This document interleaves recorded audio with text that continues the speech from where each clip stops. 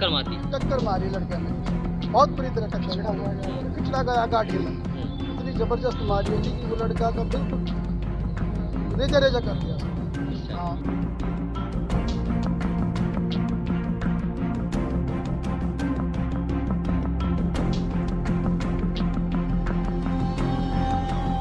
कि ये कोई रोड एक्सीडेंट नहीं है, ये हत्या है और ये एक आतंक और खौफ फैलाने का एक तरीका है इन लोगों का।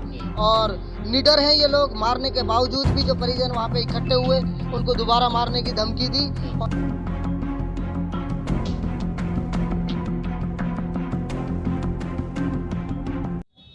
सारे खेड़ी में उस वक्त हंगामा मच गया जब रोड पर फौज की तैयारी कर रहे या फिर यूं कहें कि सैर कर रहे बच्चों के ऊपर अज्ञात लोगों ने या फिर यूं कहें कि जानबूझ करके एक सड़क हादसा कर दिया, जिसमें एक बच्चे की मौके पर ही जान चली गई तो दूसरा बच्चा बुरी तरीके से जख्मी है। वहीं गांव के लोग अब भिवाड़ी के का जो सरकारी अस्पताल है यहाँ पर पोस्टमार्टम कराने के लिए आए हुए हैं। इसके अलावा गांव के और जिम्मेदार लोगों का क्या कुछ मानना है और क्या कुछ मांगे हैं, आइए उसे जानने के लिए सीधा बात करते हैं। हमारे साथ में नेताजी इमरान खान जी हैं, उनसे जानने की कोशिश करते हैं कि जिस तरीके से आए दिन इस तरीके की घटनाएं हो रही हैं उनको लेकर क्या कुछ कहते हैं और गाँव वालों को क्या कुछ आश्वासन देते हैं। इसके अलावा इस लड़ाई में जो पीड़ित परिवार है उसका कितना साथ दिया जाएगा। ये बताइए कि क्या कुछ मामला था पूरा और किस तरीके से ये हादसा हुआ, किस तरीके से बच्चों की मौत हुई है।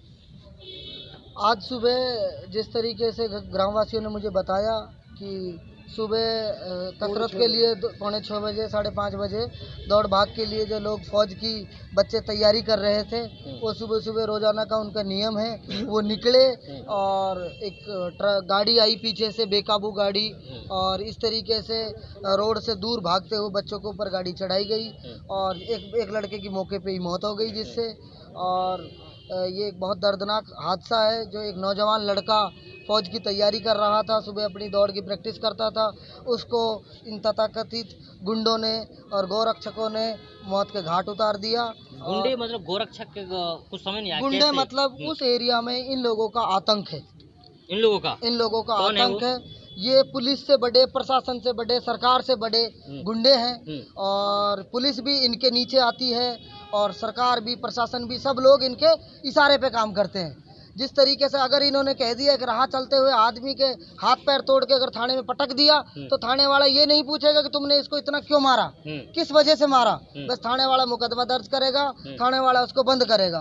तो इस तरीके से पुलिस वालों का कहीं ना कहीं मैं कहूँगा इसमें रोल है, इनकी हौसला अफजाई में, इनकी जो हिम्मत बढ़ाने में और जो ताकत इनको मिल रही है वो पुलिस का कहीं ना कहीं इसमें साथ है, मैं तो ये कहूँगा। वरना अगर किसी भी आदमी को, अगर कोई 10 आदमी जिनके पास कोई ना कोई लाइसेंस है, ना कोई सरकार के पास से कोई अनुमति है, और मार के हफ्ते में 4 दिन 5 दिन केस ऐसे होते हैं कि वो पुलिस में ले जाके अधमरे आदमी को पटकते हैं और पुलिस उस अधमरे आदमी को गिरफ्तार करती है।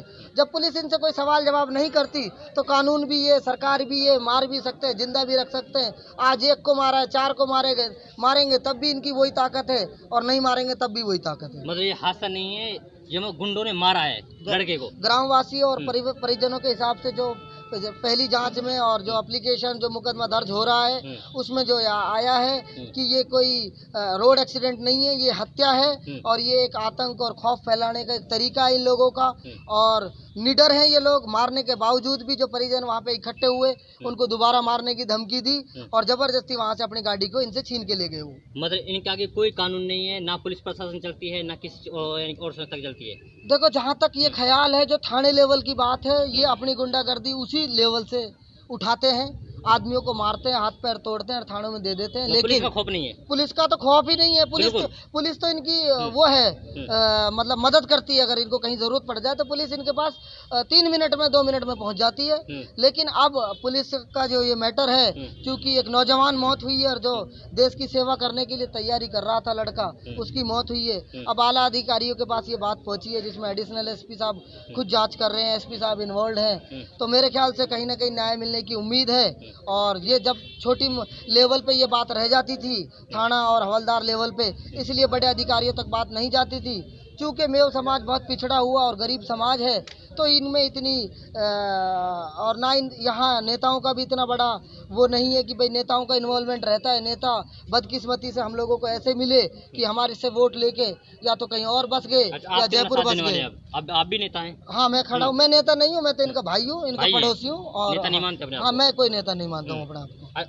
आज कितना साथ देंगे इनका? मैं इनके साथ खड़ा हूँ, जितना जब तक जिस तरीके से ये मेरा साथ चाहेंगे, मरते दम तक मैं इनके साथ हूँ बिल्कुल। चलिए, पीड़ित परिवार का कोई भाई, कोई चाचा आता हो, कोई है? हाँ जी, क्या नाम आपका? मेरा नाम जुबैर है। जुबैर है। अच्छा, आप जो मरने वाला लड़का है उसके क्या लगते हैं? मैं उसका ताऊ। क्या नाम है मरने वाले लड़के का? उसका नाम है साबिर है। कितनी उम्र रही होगी उसकी? 17 साल को, 16-17 साल को है। अच्छा, रोजाना मतलब कि दौड़ करते थे वो, रोजाना आते थे दौड़ करने के लिए? ये जी ये तो भतीजा खास जी। एक लड़का, 2 मेरे लड़के हैं अपने, एक मेरे छोटा भाई का लड़का है जी।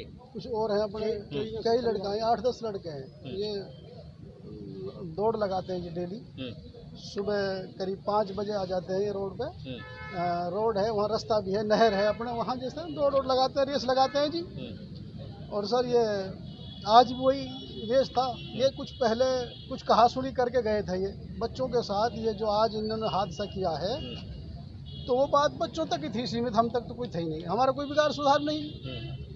तो वो बच्चे बता रहे हैं कि जो बच्चे साइड में जैसे चल रहे थे तो ये बिलोरो जो गाड़ी है उसने साइड में वो बच्चा मारा जी, मेरा भतीजा टक्कर मार दी। टक्कर मारी लड़के में जी, बहुत बुरी तरह टक्कर खिंचड़ा गया गाड़ी में। इतनी जबरदस्त मारी है जी कि वो लड़का का बिल्कुल रेजा कर दिया सर। अच्छा, हाँ, मिट्टी में मिला दिया, मतलब रोड में मिला दिया। वहाँ जो कुछ मौजूद आदमी थे वो भक्के गए हैं जी, उन्होंने गाड़ी जो है वो घेर ली, वहाँ घेरी, वो तावड़ू में हाथ आई है तो उनको भी वो मारने के लिए भगे, उनको भी जो है बदतमीजी से पेश आए हैं। अच्छा, कौन लोग थे वो, कहाँ के हैं, कुछ पता है उनके बारे में? वो जी तावड़ू है, उनका एक जुगाड़बाजी से बना रखा है, उन्हें बैठने कहा, कोई ऑफिस बना रखा है। हाँ। अच्छा, क्या करते हैं वो, कौन है? जी सर, वह गोरक्षक कहा बोले हैं जी, हम तो जाना ना साहब। गोरक्षक है? हाँ, कोई गोरक्षक है, आसपास के लड़का है वो, कोई तावड़ू का है, कोई कहीं के, कोई कहीं के, हाँ भोगी पर का है। अच्छा, गोरक्षकों ने मारा है मतलब हाँ आपका जी, बच्चा? वो तो गोरक्षक जी, उनने मारा सर, बिलोरो से फूंदा मेरे बच्चे को जानबूझ के जी। अभी क्या चाहते हैं प्रशासन से? सर अब ये चाहते हैं हमें इंसाफ मिलना चाहिए जी, हमें इंसाफ। अब मेरे और बच्चे हैं जी, हम तो वो रोड, हमको तो सपने हो गया जी, इस साल हम तो रोड पे भी नहीं जा सकते, बच्चे क्या हम भी नहीं जा सकते जी। अगर वैसे मारेंगे टक्कर से जी, हमको तो रोड वो बन गया जी, पाकिस्तान बन गया जी, हमको तो किस्म हम जा ही नहीं सकते वहाँ। हम और घर के नज़दीक है सर, मेरा घर 1.5 बीघा करीब पड़ता है उस रोड के करीब। अच्छा। हाँ, 17 साल की उम्र है उस बच्चे की, 16-17 साल समझो बीच में तैयारी कर रहा है। मैं उसके हाँ पढ़ाई में भी वैसे भी बहुत होशियार लड़का था जी।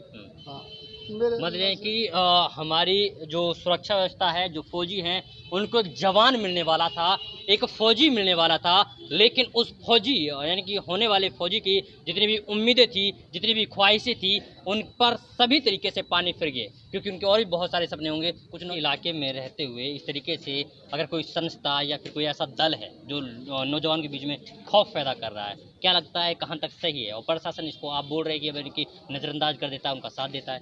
देखो, इसमें ना सबसे ज़्यादा हमारा जो समाज है ना वो जागरूक नहीं है। छोटे मोटे अपराधों में ये लोग लिप्त हो जाते हैं, उसके कारण से पुलिस प्रशासन से भी डरते हैं। और जो ये इस तरीके के जो गुंडागर्दी वाले जो ये ग्रोह चल जाते हैं, इनकी बातों को ऊपर तक कोई पहुंचा नहीं पाता। हमारे तक कोई बात आती है तो हम जरूर पहुंचाते हैं। 2-4 बार पहले भी मेरे पास आए हैं इस तरीके के कांड। साहब मैं भैंस लेके जा रहा था, भैंस के साथ एक गाय और थी, गाय भी क्या बन दी साहब। अब हमको रुकवा के मारा, पीटा बुरी तरीके से और थाने में ले जाके पटक दिया। थाने वालों ने भी हमको 6 घंटे 5 घंटे बंद रखा, फिर छोड़ा शाम को। तो इस तरीके के अन्याय तो दिन प्रतिदिन इनके साथ होते हैं और कहीं ना कहीं पुलिस को उनके लिए फ्री हैंड है। जब भी उनको ऐसा लगता है कि भाई ठीक है पकड़, हमें और सबको किसका भय है? प्रशासन का और पुलिस का। उन लोगों के पास लाइसेंस है, पुलिस का लाइसेंस ही है। जो आदमी के 2 पैर तोड़ के, हाथ तोड़ के अगर पुलिस में कोई आदमी को पटक के जा रहा है और पुलिस वाले उसको अधमरे आदमी को भी गिरफ्त में ले रहे हैं और उनसे सवाल नहीं कर रहे और क्या कहते हैं मुलजिम की तरीके से उसको पेश आ रहे हैं, तो हिम्मत तो उनको मिल ही रही है। और संगठनों का तो ये सारे पूरे देश में और पूरे NCR में इनका आतंक तो है ही। और ये गरीब बच्चे हैं जो जैसे आज एक गरीब बच्चे को इन्होंने अपनी भेंट चढ़ा लिया, इस तरीके से और आम नागरिक और जो गरीब और शरीफ अपना जीवन व्यतीत करने के लिए लोग काम कर रहे हैं, वो भी इनके शिकार होते हैं। कुछ अपराधी भी होते हैं, हर समाज में होते हैं, लेकिन उन अपराधियों के आड़ में हजारों शरीफ और आम लोगों को इन्होंने अपनी शिकार बनाया है। बेगुनाह लोगों को अत्याचार हो रहा है, मतलब अत्याचार हो रहा है बहुत ज्यादा, लिमिट से ज्यादा। चलिए देखिए, ये यहाँ के पीड़ित परिवार के लोग थे जिन्होंने बताया कि एक बच्चा सुबह के वक्त जब रेस करने के लिए जा रहा था और जब तैयारी कर रहा था फौज में जाने के लिए, उसी वक्त कुछ लोग आते हैं और उन्हें बोलेरो कार से टक्कर मार देते हैं। जब उनके पीछा किया जाता है, ताड़ू उन्हें पकड़ा जाता है, तो जो लोग पकड़ने वाले होते हैं, जो रोकने वाले होते हैं, उनके ऊपर भी हमला कर दिया जाता है। इसके अलावा कब तक इसी तरीके से अत्याचार होता रहेगा? क्या वास्तव में ऐसे लोगों को पुलिस की शरण मिलती रहेगी, या फिर अब पुलिस प्रशासन नींद से जागेगा या नहीं, ये वक्त बताएगा, और वक्त के लिए आपको थोड़ा इंतजार करना पड़ेगा। तब तक के लिए आप बने रहिए सिर्फ और सिर्फ भारत टीवी के साथ। वीडियो जर्नलिस्ट अजरुद्दीन के साथ मेरे जवान खान, भारत टीवी भिवाड़ी।